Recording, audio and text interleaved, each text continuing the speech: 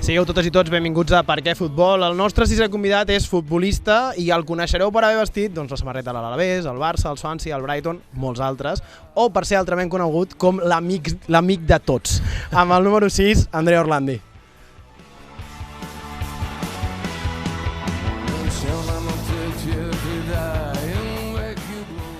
Hola Andrea, benvingut a Per què Futbol, el podcast que reivindica les baixes passions, un podcast amb la col·laboració del Diari Barcelona. Doncs, com deia abans, l'Andrea el reconeixereu per haver-lo vist jugar una mica per tot arreu, també per la seva tasca ara a Bayernford de mentor i també a la Lliga, a la media anglesa, una mica de tot. Així que ha fet de la presentació. Benvingut, Andrea, com estàs? Molt bé, moltes gràcies. La veritat que a mi em feia, ja t'ho he dit més d'un cop, em feia molta il·lusió que poguessis ser aquí, així que prou preàmbuls, comencem, ras i curt.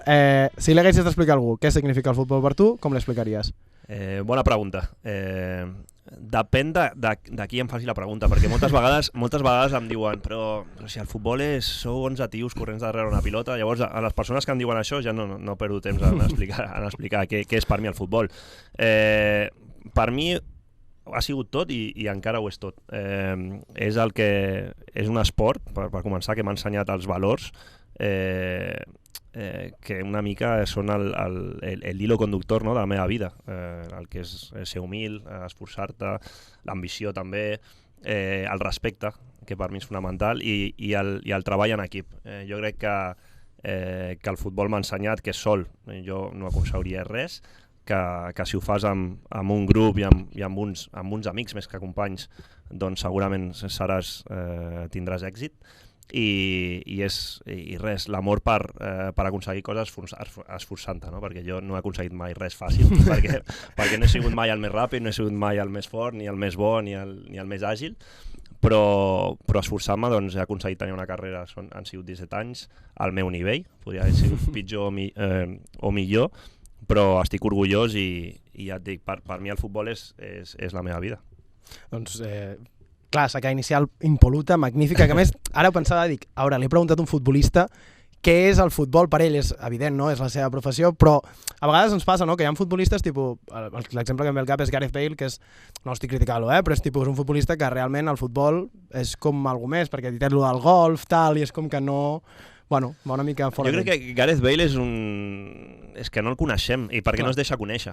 Segurament pateix com tot, segurament el futbol és molt més important que el golf, però jo crec que s'equivoca en el missatge, no?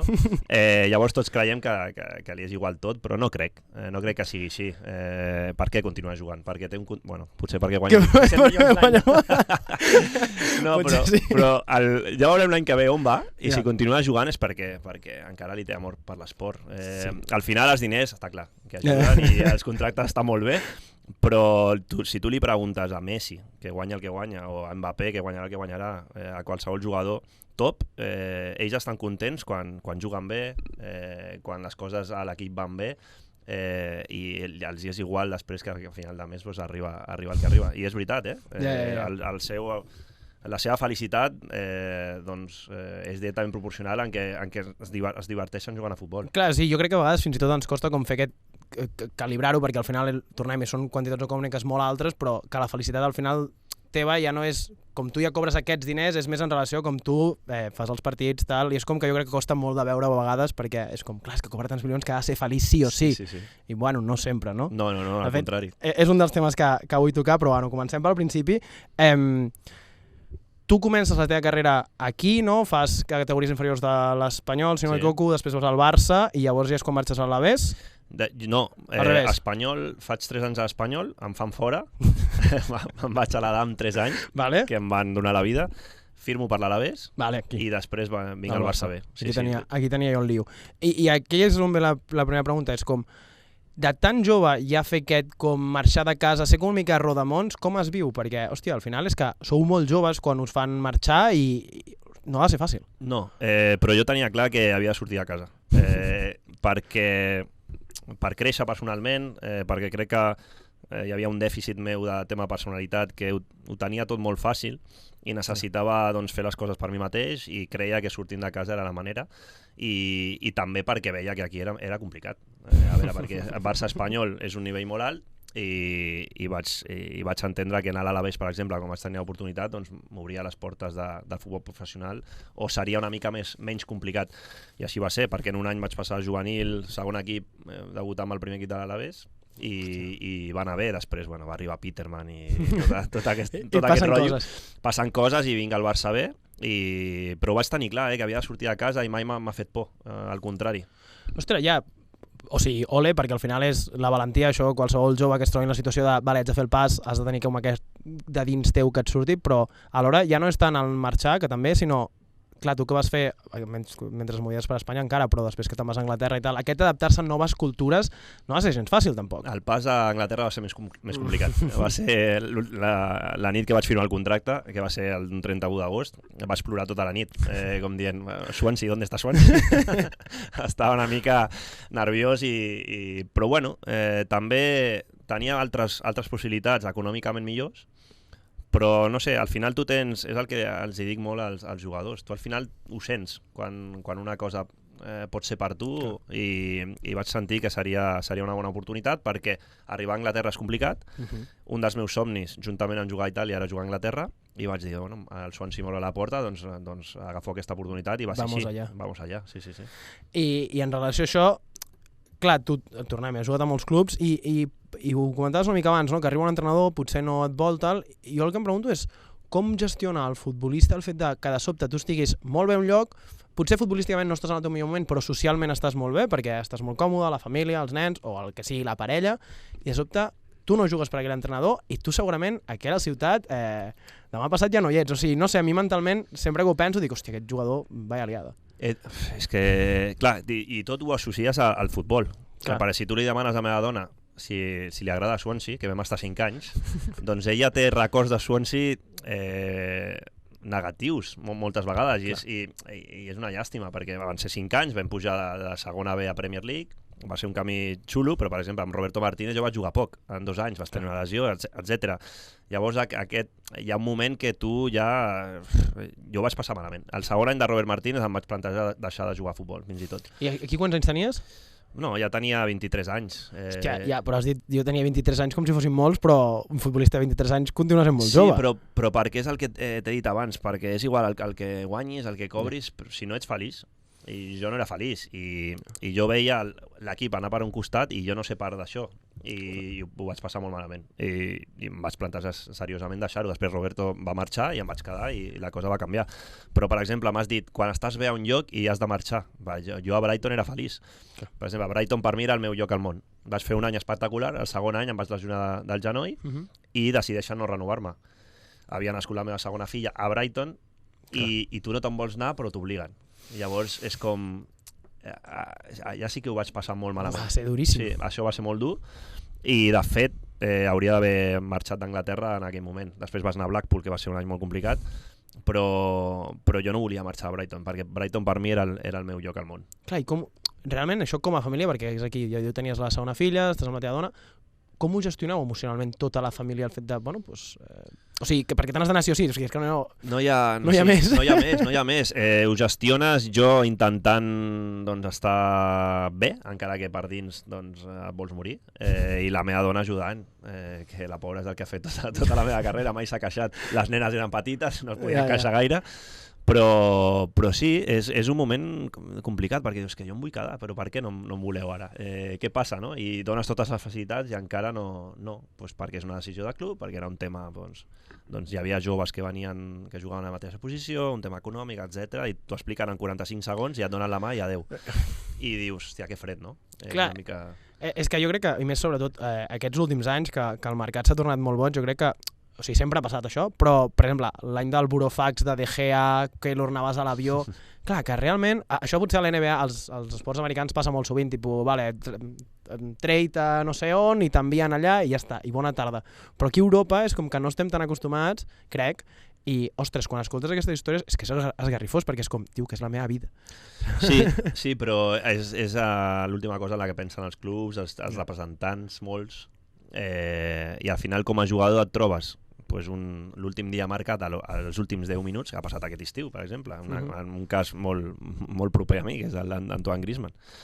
Sí, bueno, que, als últims 10 minuts no, a les 3 sí, hores d'acabar. Sobre la bocina, que acabes de canviar-te de casa, has pagat la casa i aquest dia diu, bueno, ja que te vas. I bueno, i te n'has d'anar amb la teva família, els teus 3 fills i vinga, i és així, això funciona així, és que ja no ho canviarem.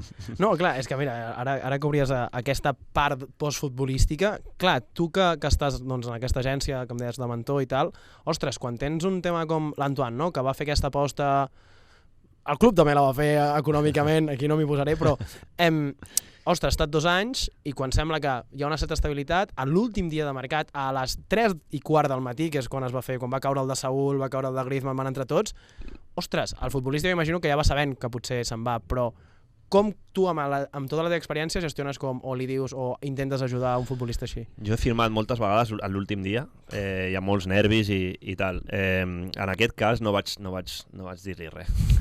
A part estava en la selecció en aquell moment, ella estava a Clairefontaine demanant què passava, com estava la situació, l'advocat treballant i intentes que es tranquil·litzi. Ja perquè podia haver-se quedat, perquè podrien haver sortit el tema de Saúl, era un tema que havia de sortir Saúl. Sí, no, és que al final va ser una carambola. Va ser, ell va tenir 2 anys complicats al Barça, on jo crec que va créixer i les coses van anar millor, no va acabar de funcionar perquè el Barça estava com estava i veus que ara està en un procés de... Sí, no, sí, ara potser fins i tot aniria bé i tot amb el Griezmann, vull dir... Bueno, potser sí o potser no, mai saps. I va passar així i intentes que estiguin tranquils, però és que com a futbolista ho passes molt malament. Els nervis, no saps què passarà, perquè en un minut pot canviar-ho tot i el fax o els documents van arribar a l'últim segon. És que ha de ser la pel·li, ha de ser horrorós, que tornem-hi, és el sistema, és com funciona, però aquesta sensació de, a l'últim segon marxem.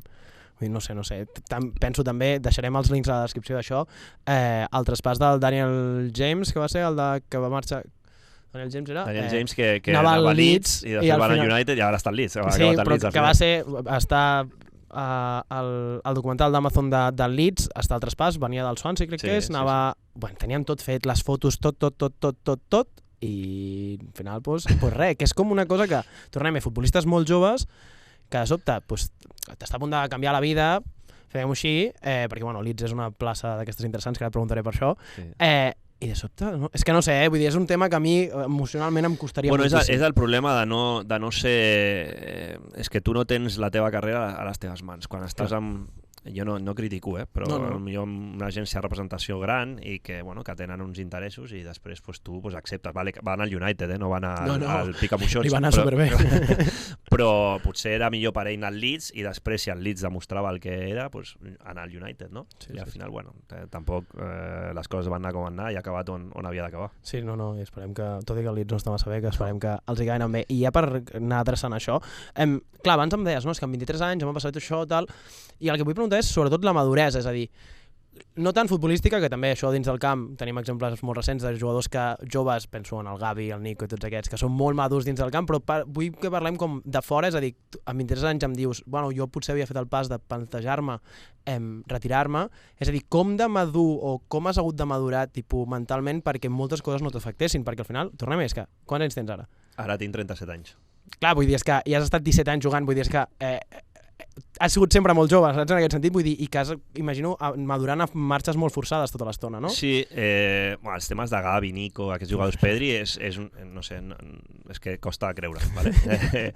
Jo vaig madurar tard, a nivell futbolístic i a nivell personal també, perquè vaig passar per moments complicats de petit i és com que t'afecten a la teva confiança, llavors era com anar agafant confiança i quan arribava una situació complicada era com, tornem a començar. I en el moment en què em plantejo deixar el futbol va ser un moment clau. Tenia 23 anys, 23-24, va ser el moment on em vaig plantejar deixar-ho i parlant amb mi mateix, però va ser així. Sí, introspectivament. Clar, t'agrada jugar a futbol, has de disfrutar-ho. No estava disfrutant, què estàs fent? Algo estàs fent malament. I llavors va ser començar a relativitzar-ho tot. Quan les coses anaven bé o quan les coses anaven malament, que jo sempre ho dic, el futbolista pobre, que és el meu cas, et passen més coses negatives que positives. El tema és que quan et passa alguna bo és molt bo. Llavors tot el que has patit compensa. I va ser així. Ja va arribar un moment que, escolta, que em xiulen. que al diari em posen un 3 perquè m'han posat 3 de 10, doncs que em posin un 3 i que diguin que sóc el pitjor, que no passa res, que jo entrenaré, jo sé com fer-ho per anar agafant confiança i jugar bé al cap de setmana. Al final, si he jugat 400 partits o 500, no sé quants, doncs hauré jugat 100 molt malament i els altres bé, o sigui, sé com fer-ho, no? Llavors és fer el procés i repetir-ho, i és l'única manera, la manera en la que jo vaig agafar aquesta maduresa, aquesta confiança, i ja no m'afectava res.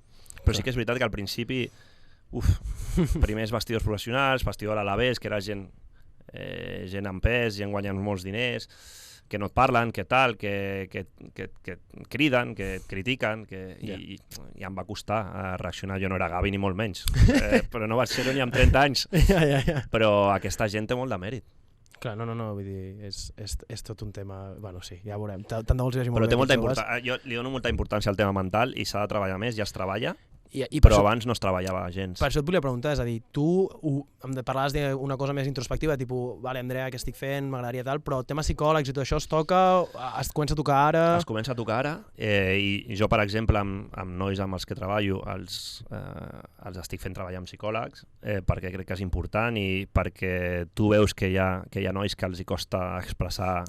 Perquè tu dins d'un vestidor no hauria de ser així, però jo, quan he estat molt malament, doncs jo reia. Encara que per dins, però jo no volia mostrar debilitat, perquè si veuen que estàs dèbil, doncs molts et trepitgen, no? I és lleig, però és així, i no hauria de ser així, perquè si tu vols plorar, doncs plora, i si tu estàs malament ho has de dir, i necessites ajuda, doncs demana-la. I ara sí que es fa més, encara no tant com s'hauria de fer, però és que al final el factor psicològic o mental és el 70%, perquè el talent, gairebé tots tenen talent, clar, si has arribat fins a dalt, físicament, més o menys, però és la mentalitat, perquè Gavi n'hi ha un. Bueno, al Barça ara n'hi ha més, no? Però són casos que no és així, perquè la gent no està preparada per jugar a primera divisió al Barça amb 17 anys. No, aquest tio és un tio especial. Però clar, tots els altres és complicat. I jo, quan he estat bé mentalment, he jugat millor del que jo era. Llavors, per això els clubs i les mateixes agències o tal han de treballar amb això i ajudar els jugadors a estar tranquils. Sí, no, que al final que la salut mental ja sempre ha sigut un tema, però a dia d'avui ja està a l'ordre del dia, doncs té tot el sentit del món també que estigui en el món del futbol, perquè la pressió que nois tan joves de sobte es troben ja no només al futbol, sinó en tot l'esport, no? Sent multimilionaris o milionaris i amb la pressió d'haver d'aguantar. Tornem-hi, que ara algú em diria, no, és que clar, cobren molts milions, ja ho sé, però continuen sent xavals molt joves que de sobte tenen una càrrega i un pes emocional de moltíssima gent. Clar, i ja no és el tema que et xiuli, no? Que la premsa et mati o a les xarxes socials, ja és un tema de pressió, ja no et dic dels casos de Barça que guanyen molts diners, per exemple, però ja a la gent normal, que és el 90% dels futbolistes, doncs tens la pressió d'aconseguir un contracte per l'any després, ja que això és una pressió que has de saber gestionar. Clar. I no és fàcil. Llavors, si necessites ajuda, demana-la i que no t'avergonyeixis, ni molt menys. Doncs mira, amb aquest missatge cap a tots els joves i tota aquella persona que necessiti ajuda, de veritat, demaneu ajuda perquè és un tema molt important estar bé de salut mental. I abans d'obrir el baúl dels records, abans d'això et volia preguntar, has portat mai el 6? Perquè no ho pensava i dic... No he portat mai el 6, no. Perfecte, no? Em va genial perquè a la careta, saps, podré mirar un número que no he portat encara, així que bueno, ara sí, explicar la baixa passió de l'Andrea, fem un viatge en el temps i obrim el baúl dels records. Remember when... A veure, Andrea, el teu primer record futbolístic, a més em va agradar molt, o sigui, me l'explicaràs tu, però quan me'l vas escriure jo quasi m'emociono, vaig pensar, m'ha explicat una història supermaca. Així que, Andrea, primer record futbolístic? Jugava a una escola de futbol aquí a Barcelona, vale. I me'n recordo que va venir el meu tiet d'Itàlia, i jo tenia un problema amb això no t'ho he explicat, amb les espinyeres, que em picaven molt, no? I ella em va explicar, em va donar un truquet, et poses una mitja a sota, et poses l'espinllera a sobre i ja veuràs que no et picarà. I jo, ostres, que bé que estic. I van xiular un penal pel meu equip, jo no havia xutat mai un penal, i es va posar el meu tiet darrere la porteria el vaig xutar fatal, va ser lamentable però vaig marcar. És el meu primer record que tinc a un camp de futbol, un camp de terra, petitó, jugant 7 contra 7 i vaig anar corrents a abraçar el meu tiet i va ser un moment espectacular, que després em va dir que bien lo has xutado i jo dic, no, la veritat és que jo ja era conscient que no, però vaig marcar, o sigui, efectivitat total. Els gols valen igual, vull dir, la qüestió és que entri. No. Totalment. Ara ja anem una nota més, potser més negativa, perquè així ho acabarem en els millors records. Pitjor record, i és un dels temes que volia parlar. De sobte, tu has tingut una carrera molt llarga i un dia tornes a Itàlia i t'estàs fent les proves mèdiques i et diuen que s'ha acabat, no? Sí. O sigui, com va anar més o menys? Sí, això, el dia va ser el 20 de febrer, o sigui, de fa 3 anys. Firmo per la Virtus Entella a Itàlia, em fa les primeres proves i veuen que hi ha un problema. Bueno, em posen el holter, que és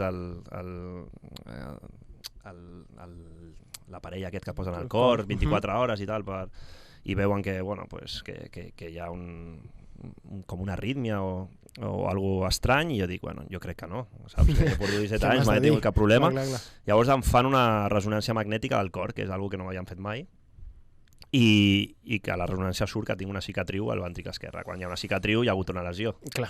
Perquè jo cicatrius en tinc moltes. Al final m'he lesionat tot, fins i tot el cor. I diuen, bueno, això s'ha d'estudiar i res.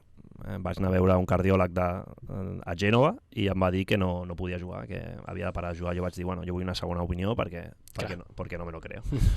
I vaig anar al cardiòleg de la Federació Italiana, a Zeppili, a Roma, i això va ser un 20 de febrer, em va repetir totes les proves i va ser quan em va dir que va ser la pregunta va ser, tu necessites jugar a futbol? Que també, saps? I vaig dir, home, és la meva vida, no? És que t'he dit jo abans. No m'entens.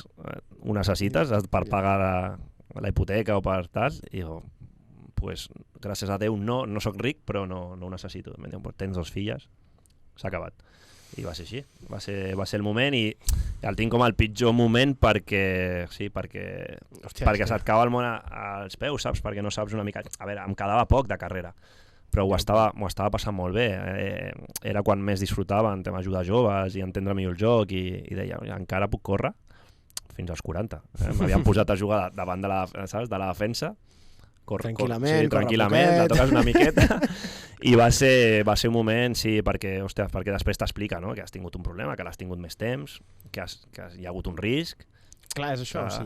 I aquesta por de dir, hòstia, és que en algun altre context, doncs, si m'arriba el pobre Kun, fa 2 dies, coses diferents, però tinc la sensació que era... No, el Kun té el mateix. Sí, vale. Sí, és exactament el mateix. Clar, el Kun li va pillar en mig sprint, és a dir, que per sort està bé i tot, però, ostres, aquesta por de quan un cop t'ho diuen i de dir, hòstia, doncs aquí m'ha estat amb aquesta merda aquí i que podia haver-m'hi...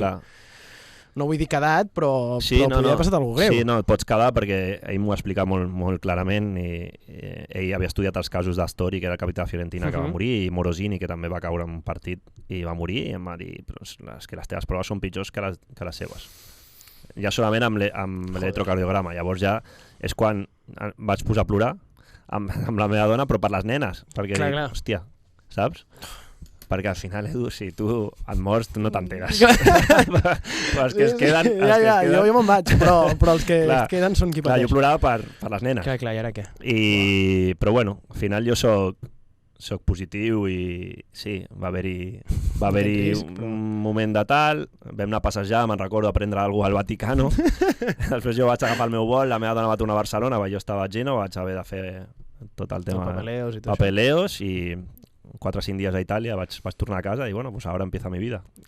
Ja, per això et vull preguntar, és a dir, i un cop passa això, que a més és com el mazazo més bèstia que pot tenir mai un esportista, no? Bueno, i qualsevol persona que de sobte et diguin per com tens la teva salut física és o pares, perquè si no pararà la vida, saps? Clar, de sobte, què et passa pel cap, més enllà de la ràbia, sinó de dir, vale, ara què faig? La sensació una mica de buit, de dir, ara què és la sensació de buit. La sensació de buit, sí, ho has dit perfecte. Però saps el que passa? Que quan tu arribes als 30 anys ja comencen a dir, i què haràs després del futbol? I tu no vols, i tu dius, em queda molt, ¿vale? I jo no m'havia plantejat mai perquè com a la meva carrera sempre he anat, no vull dir la paraula trampejant, però sempre he anat trobant la manera de continuar-la, però a la vida em passarà el mateix. D'alguna manera trobaré el meu camí. Llavors no em vull tancar portes. Pot ser futbol, que és el que m'agrada més, o pot ser algo que de sobte m'agradi i tiri per allà. Llavors va ser així, vaig tornar a Barcelona i vaig començar, com sense voler, a entrar al món de la comunicació i així vaig començar. Vaig començar a l'Esport Club, després a RAC1, i després va venir el tema de la media inglesa, que m'ho passo molt bé, després de la Lliga Televisió, que fem la Lliga en anglès i cada vegada més i més i més i més. I hi ha hagut un moment que fins i tot hi ha hagut una mica de parar perquè no puc més. I bueno, i amb el tema de l'agència de representació m'agrada el que faig, que és tema de scouting i mentorship, que és el tema de... M'agrada molt, les paraules en anglès sonen millor, Després, sí, sempre fan més maco. Si t'explico el que és, no és per tant. I res, estic ocupat, content, sé que no trobarem mai algo que m'ompli com el futbol, com jugar, perquè és que les sensacions, l'adrenalina, dopamina, o sigui, la sensació que és entrar en un camp ple, doncs no ho viuré mai més, i ho tinc clar, i encara que ho trobi a faltar i cada dia ho trobo a faltar, doncs és el que hi ha i ho acceptes i així és la vida. Joder, Andrea, sí, 100% el que dius, és que no hi ha més, però ostres, és que és un testimoni que almenys és fareïdor, no? Perquè ho penses i és com... Quina por que de sobte és això, tota la teva passió, tota la teva manera d'entendre la vida, de sobte digui, pues s'acabó, i és a dir, si trobo a faltar jo jugar a futbol i jugava a patxangues, saps? És a dir, no em vull ni imaginar un futbolista que li diuen de sobte s'acabó. Però bueno, anem a pitjors records futbolístics, que serà una mica més divertit la nota. Ara fèiem, bueno, clar, em vas dir tal, vam estar fent memòria, i em vas dir un 7-2 amb el Blackpool, que hem viscat, que era Liverpool-Blackpool. No, era Watford. Sí. Que a més hem estat mirant... Liverpool encara, però... No, sí, que hem estat mirant i m'ha semblat espectacular, perquè marxeu al descans 0-2, havies marcat al minut 8... Sí. I què passa a la segona? A veure, aquell Blackpool era un desastre, ¿vale? Nosaltres érem últims i el Watford anava líder. I l'entrenador, pobre, el Watford jugava 3-5-2 i va dir, nosotros 3-5-2, ¿vale? Fem el mateix, copiem, sense preparar-ho ni res, i va sortir un miracle, va sortir bé, la primera part guanyant 0-2.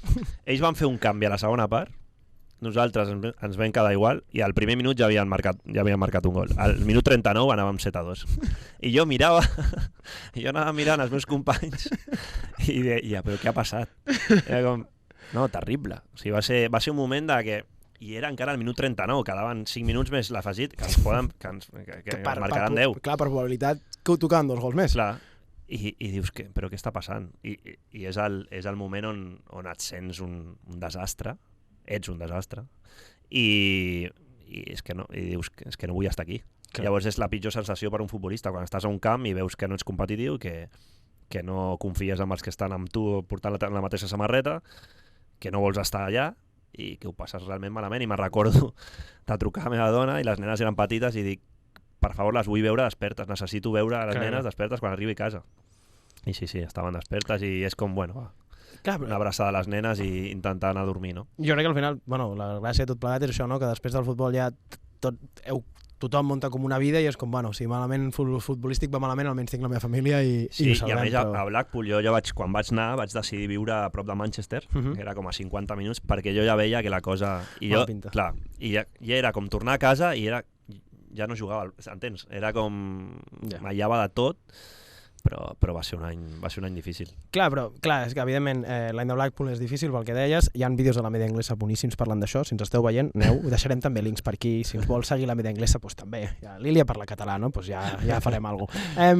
Doncs no, en relació a això és com aixeques la moral, és a dir, ho has explicat més d'un cop, aquell any del Blackpool era un desastre, però moralment com t'aixeques d'això, d'un 7-2 de dir, és que no funcionava res, saps? Vull dir, aquest equip a dia d'avui ja no funciona res. O no es pot cremar tan ràpid tot? No, però ja portàvem temps, com ja es veia que no funcionava res. Llavors, jo, el mateix que vaig fer amb 23-24 anys, de dir, Andrea, disfruta, vaig fer el mateix l'any de Blackpool. Intenta treure alguna cosa d'això. Intenta divertir-te. Juguem a pilotades, no és el teu joc, doncs quan t'arribi tu la baixes i intentes fer alguna cosa. I és el que vaig fer. I vaig acabar marcant algun gol i jugant mig bé. I vaig acabar de capità fins i tot aquell equip. Quin orgull. Però... És el que te lleves. Sí.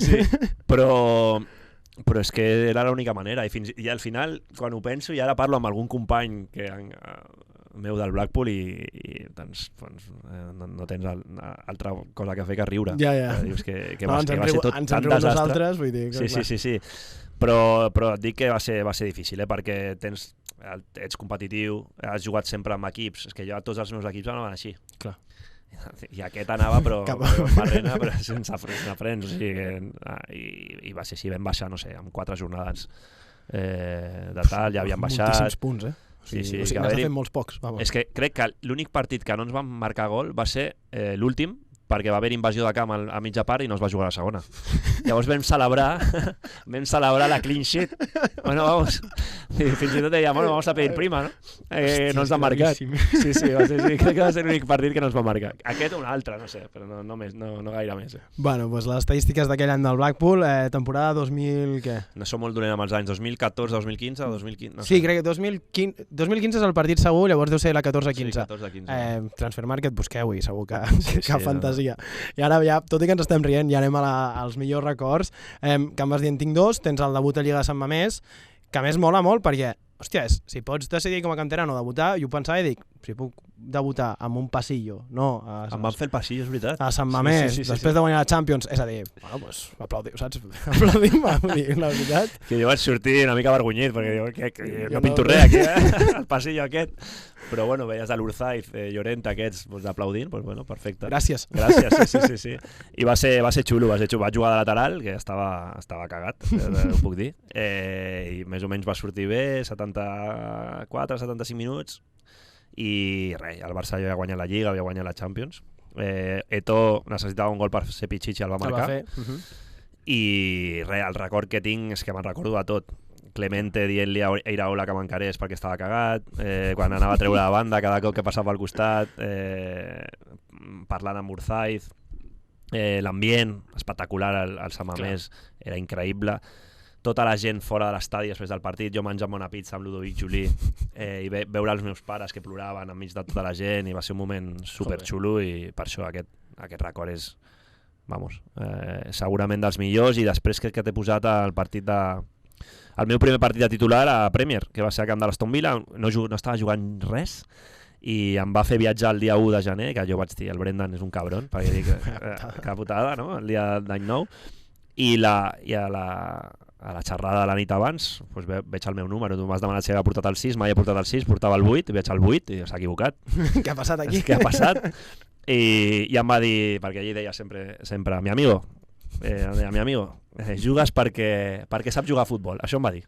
Bé. Doncs bé, ja que t'has enterat un 2 de gener, bueno, te podies haver enterat abans. Que també et diré, és la típica frase que esperes d'un entrenador de segona de juvenil, que és el més baix, que és com, mira, avui jugues tu, Enric, perquè tu saps jugar.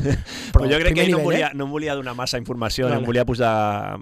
Però jo ja estava tranquil, no tenia cap pressió. Al final no jugues i vaig sortir a jugar, a disfrutar, i vaig disfrutar. Vam guanyar 0-2, va ser la primera victòria fora de casa, vaig jugar molt bé.